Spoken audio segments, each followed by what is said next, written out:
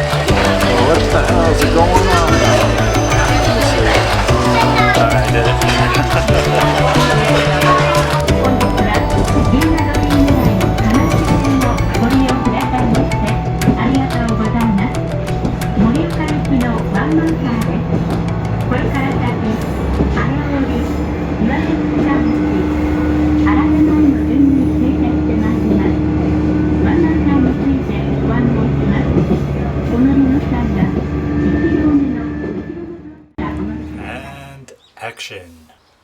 Here's some hot pepper and some Japanese food. So as you all know, I've been stuck here for about almost 2 years now, a year and a half. And here's a funny story. It started about a year and a half ago. About 2 years ago, I was traveling through the Midwest, and I came back to New York for about a month or two. This was 2019 going almost into 2020. And I heard about this virus, this thing that was going around. And, you know, since I've been a little bit out of it, I've been traveling around and not too connected with the internet and news anymore, out in New Mexico about 2 years ago. And the funniest thing is, when I got back to New York, I heard coronavirus. And I was like, holy crap. I gotta get out of New York, because I'm staying right now in Corona, New York, and I'm like, holy cow, this virus thing came about right over here. So I got on a plane, and I figured I should go on the other side of the world. I got on a plane to China. It was Taiwan, so I flew to Taiwan, and I was like, all right, well, I'll stay here for a little bit, and then I'll head down to the Philippines. And I got to the Philippines. I figured, all right, I'll lay low here for a little while. But as I'm on the airplane, flying over from Taiwan to the Philippines, there was someone there who spoke English, and what was it? I was like, yeah, something about the virus. I was like, yeah, close call. I was in Corona, New York, and now I'm over here. And the guy looked at me and he was like, you realize this is where the virus came from? It was from China. I was like, what, China? And I was like, no, flying to the wrong part of the world.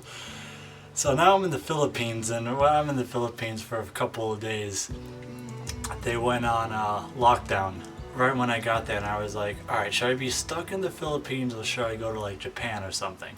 So I decided I should go to Japan. So I flew over to Japan, and ever since then, about a year and a half ago, almost 2 years ago, this fall coming to the winter would make 2 years, about a year and a half ago, I've been stuck here in Japan. Not saying stuck, I mean, I like it here, it's great, but I haven't been able to do anything I wanted to do. And you know, just being a foreigner here, I work this job. It's a minimum wage job, $7.50 an hour, $4 an hour after tax, 12 hours a day, and yeah, just been doing Japanese things. So that's basically how I got stuck here.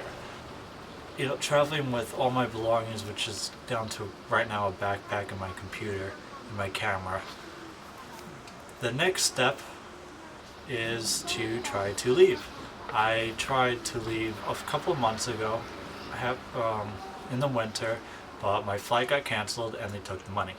And they said if I ever get on that flight home, they say I gotta take a corona test. They gotta test me. But here in Japan, things are expensive. It's $500. They want $500 to test me to say if I have the virus or not, and then they'll fly me home. If I failed the test, I still gotta pay $500. Now, if that's not robbery, that's what else are we living in? Eh? You know, so I'm stuck here for a little while longer, and I'm in northern Iwate in a town called Tono, Japan, and it's beautiful here. It's great. Just food is too damn expensive. That's the only downside. But like, wow, it's great here. I'm getting tired of my job, and I still want to return to what I was doing before I got here, before the pandemic. But I guess I'm just gonna be staying here for a little while longer. But about a month or two from now, I'm getting on my bike and I'm going to Osaka.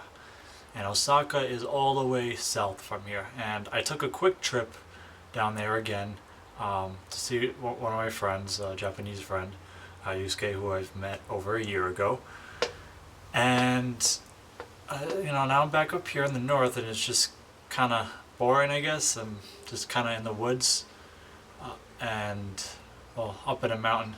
There's not much to do, so I'm going to take my bicycle and head over down to Osaka, where I will stay for a while, either looking for a new job down there or make an attempt to fly back home once again. Yeah, and that's the plan. So I will be riding my bicycle from northern Japan to southern Japan, about 1,000 miles, and I'll be camping in the woods and maybe making a documentary of it. I'll bring the camera, of course. And if you see from my last video what I was planning on doing, and that's basically what I'm doing. I have this mini bike, and I'm gonna take that bike and I'm gonna have a wild ass adventure, and then eventually, whenever I getting back home to either America or Italia, where my family is, they're in Sicily, in the southern part of Sicily.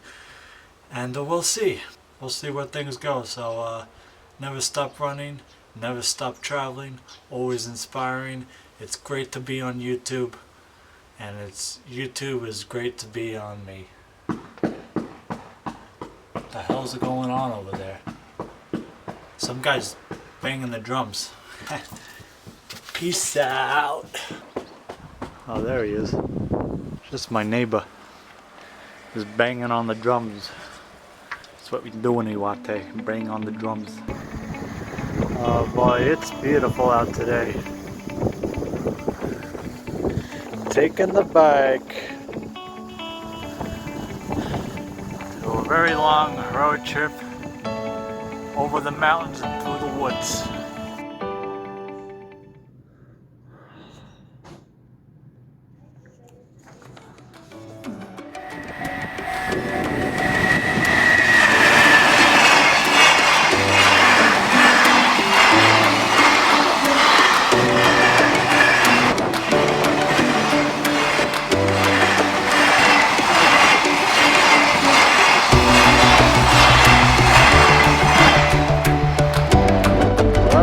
Fast. Are we gonna win the ball?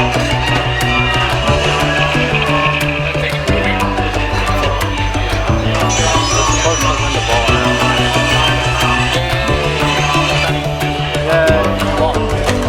Yay, we won. Alright. There we go. It's one of those I don't know, toys. You can keep it.